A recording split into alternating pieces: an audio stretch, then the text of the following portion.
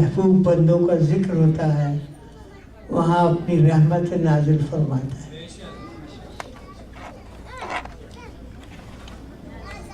جب غریب نواز ہندوستان آئے تو وہ پوری طرح تیار تھے اسلام پھیلانے کے لیے، اور اس کے لیے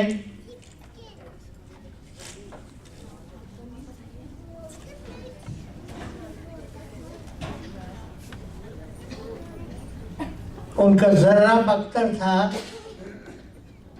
قرآن اور سنت کا علم اور عمل۔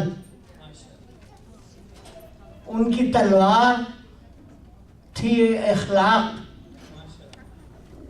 جو کہ ہمارے پیغمبر حضرت رسول صلی اللہ علیہ وسلم کا معجزہ ہے، آپ کا اخلاق، اور اسی اخلاق کے سہارے انہوں نے لوگوں کو اٹریکٹ کیا۔ اخلاق بھی ایک عبادت ہے۔ بڑے افسوس کے ساتھ کہنا پڑتا ہے کہ آج کل مسلم امہ نے قرآن کا جو انٹرپریٹیشن کیا ہے اس کی وجہ سے پوری مسلم امہ پر نقصان پہنچ رہا ہے۔ ہم لوگ رب العالمین اور رحمت العالمین کی امت ہیں، لیکن اس دور میں ہم ٹیررسٹ بن کر رہ گئے ہیں۔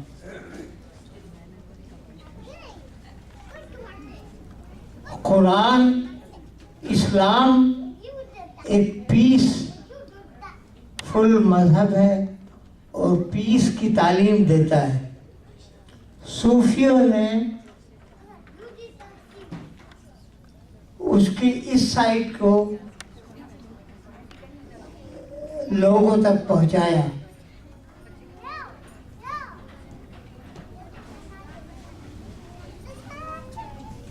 مولانا روم نے صوفی کو اس طرح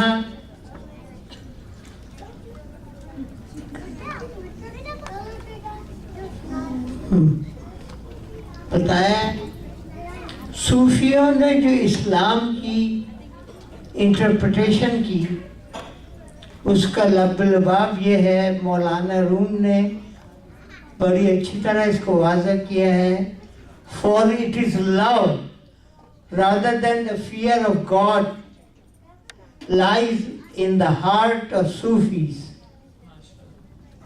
اللہ تعالیٰ سے محبت کرنا۔ حضرت رابعہ بصری ایک دن ایک ہاتھ میں ایک جلتی ہوئی لکڑی اور ایک ہاتھ میں ایک پانی کی بالٹی لے کر واپس باہر آئیں اپنے حجرے سے۔ لوگوں نے پوچھا رابعہ کہاں جا رہی ہو؟ کہنے لگی کہ میں جنت کو تو اس آگ سے جلانے جا رہی ہوں اور دوزخ کی آگ اس پانی سے بجھانے جا رہی ہوں۔ لوگوں نے پوچھا کیوں، یہ کیا ہو گیا؟ کہنے لگی لوگ اللہ کی عبادت جنت کی لالچ میں کرتے ہیں یا پھر دوزخ کے خوف سے کرتے ہیں، اللہ کی محبت میں نہیں کرتے۔ صوفیوں نے محبت کا علم ساری دنیا میں پھیلایا۔ آپ کا کہنا تھا love for all, malice towards none۔ اس سلسلے میں ایک حدیث ہے کہ حضرت رسول اللہ صلی اللہ علیہ وسلم کے زمانے میں عبداللہ بن ابی ایک بہت بڑا منافق تھا جو مسلمان تو ہو گیا تھا، لیکن اس کی پوری زندگی حضور کے خلاف سازشیں کرنے میں گزری، اسلام کو نقصان پہنچانے میں گزری۔ جب اس کا انتقال ہو گیا تو عبداللہ بن ابی کا بیٹا عبداللہ حضرت رسول اللہ صلی اللہ علیہ وسلم کے پاس آیا کہ حضور آپ مجھے اپنا خرقہ پیش کر دیں گے؟ آپ نے کہا، کہنے لگے میرے والد کا انتقال ہو گیا ہے، میں ان کو پہناؤں گا اور اس میں دفن کروں گا۔ پھر حضرت صلی اللہ علیہ وسلم سے کہنے لگا کہ آپ میرے والد کی نماز پڑھا دیں گے۔ آپ کو تو پتا تھا کہ عبداللہ بن ابی کون ہے، لوگوں کو بھی پتا تھا۔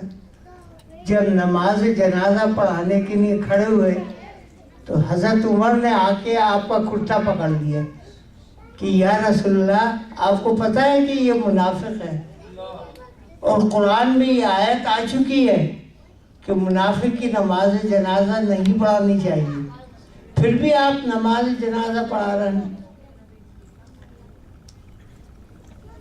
آپ نے کہا کہ میں رسول ہوں،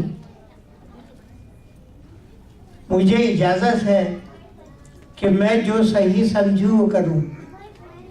آپ نے اس کے باوجود کہ وہ منافق تھا، پوری زندگی حضرت صلی اللہ علیہ وسلم کی خلاف گزاری اور اسلام کو نقصان پہنچانے کی کوشش کی۔ آپ نے اس کی نماز جنازہ پڑھائی۔ جب نماز جنازہ پڑھا لی تو اس کے بعد تقریباً 1000 منافق کلمہ گو لے آئے، یعنی دل سے کلمہ پڑھ لیا۔ اس وقت حضرت عمر حضرت صلی اللہ علیہ وسلم کے پاس آئے کہ واقعی اللہ اور اللہ کا رسول جو جانتا ہے ہم نہیں جانتے۔ تو محبت ایک ایسا دریا ہے جس سے آپ لوگوں کا دل جیت سکتے ہیں، جس سے آپ دنیا جیت سکتے ہیں۔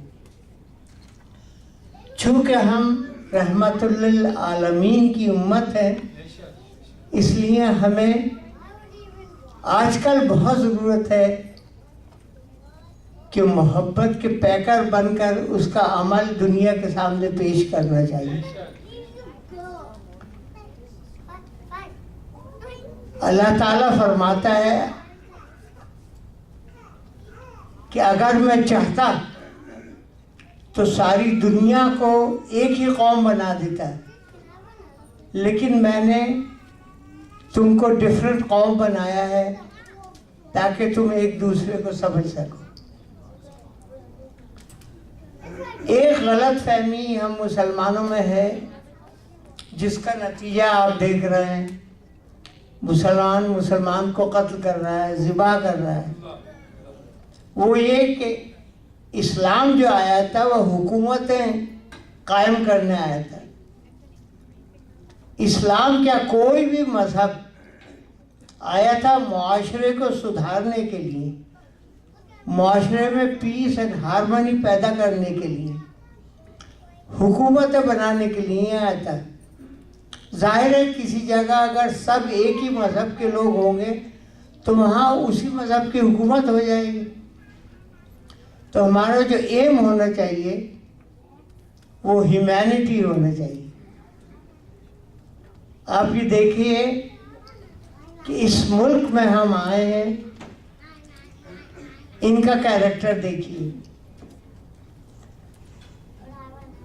میں نے ایک تجربہ کیا تھا، میں جب کراچی گیا تو وہاں ایک اسٹور تھا، ملٹی اسٹوری، تو ایلیویٹر سے اوپر جا رہا تھا تو میں گیٹ کھول کے کھڑا ہو گیا کیونکہ بہت سے لوگ تھے وہاں کھڑے ہوئے۔ لوگ اندر جاتے گئے، اب یہ پتہ نہیں وہ مجھے چوکیدار سمجھے یا گیٹ کیپر سمجھے، کسی ایک نے شکریہ ادا نہیں کیا، کسی ایک نے یہ نہیں کہا تھینک یو۔ یہاں آپ دیکھیں جب آپ اسٹور جاتے ہیں، اگر کوئی ماں اپنے بچے کو اسٹرالر میں لے جاتی ہے تو جو آدمی اندر جا رہا ہوتا ہے وہ دروازہ پکڑ کے کھڑا ہو جاتا ہے۔ یہ کردار لوگوں پہ اثر کرتے ہیں، لائن میں کھڑے ہوتے ہیں۔ ایک بڑے مزے کی بات ہوئی، میں اجمیر شریف گیا تو مجھے اپنے مکان کا نقشہ بنوانا تھا، تو میں ایک آرکیٹیکٹ کے پاس گیا، اسے مکان کا نقشہ بنوایا، اس کا نام تھا جین۔ تو اس کے بعد باتیں کرنے کی وہ مجھ سے کہنے لگا کہ آپ مسلمانوں کی 2 باتیں مجھے بڑی پسند ہیں. میں نے کہا کیا؟ کہنے لگا ایک تو آپ لوگ وقت کے بہت پابند ہوتے ہیں، اور دوسرے آپ لوگ صفائی پسند بہت ہوتے ہیں. تو میں حیرت میں ہو گیا. میں نے کہا آپ یہ کس بنیاد پہ کہہ رہے ہیں؟ تو وہ جین کہنے لگا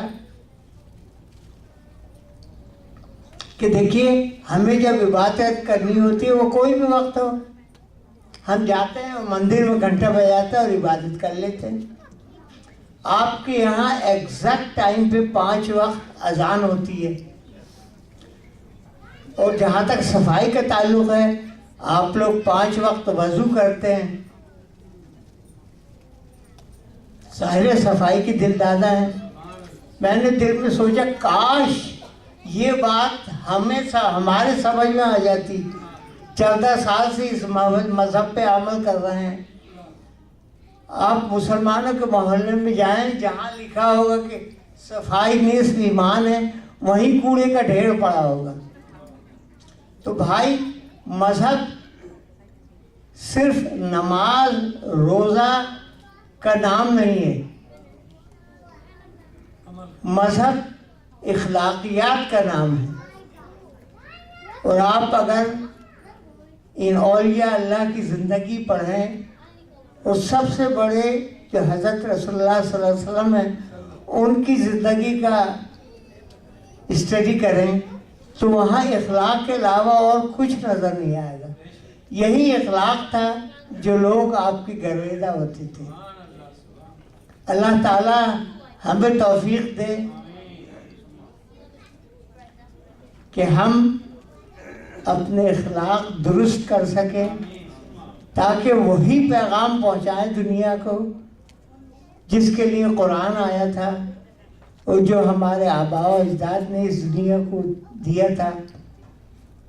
اور جب ہم میں یہ اخلاقیات تھیں تو ہم نے دنیا پہ حکومت بھی کی، لیکن جب اس سے ہٹ گئے تو آج ذلیل و خوار ہے. تو اللہ تعالیٰ آج کی اس محفل کے طفیل میں ہمیں یہ توفیق دے کہ قیامت کے دن ہم اپنے اولیاء اللہ کو اور اپنے پیغمبر کو اللہ کے سامنے شرمسار نہ ہونے دیں. اللہ تعالیٰ ہمیں توفیق دے کہ ہمارے اخلاق اچھے ہوں، ہمیں قرآن اور سنت پہ عمل کرنے کی توفیق پیدا ہو، اور ہم میں آپس میں نفرتیں دور ہوں، اور ہم ایک دوسرے سے محبت کریں. اب میرے خیال سے آپ سب کو بھوک لگ رہی ہوگی، کچھ زیادہ تو نہیں ہو گئی. میرے خیال سے ہم کھانا شروع کرتے ہیں، اس کے بعد انشاءاللہ تعالی عشاء کی نماز ہوگی، اور اس کے بعد محفل صبا ہوگا.